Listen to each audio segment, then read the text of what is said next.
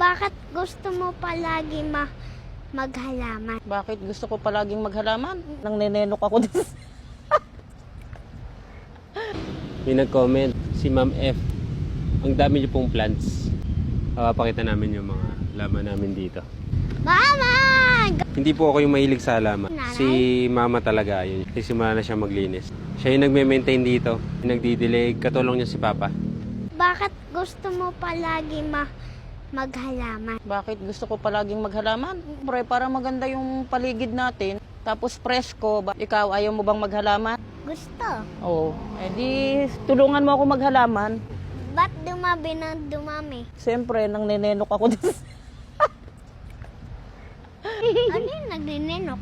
Dinadampot ko na yung mga halaman doon sa daan. Pag may nakita ko maganda, kinukuha ko na lang basta. Hindi ka nang papaalam.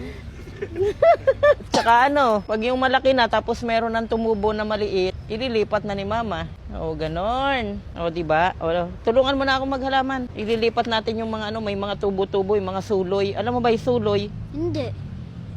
Ayan, katulad nito, o. Ito, o. Ping-ping. Katulad nito, o. Ayan, 1, 2, 3. 3 na siya.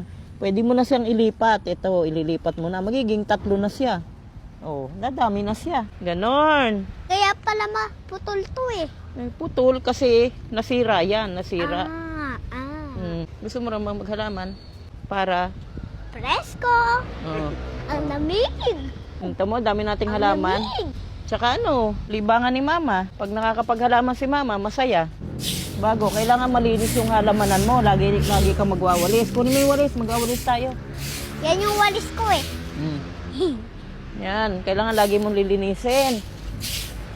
Ang bigat. Matagal. Hindi dyan, huwag mo ilayo dyan. Di yan na lang, dadakutin mo yan dyan.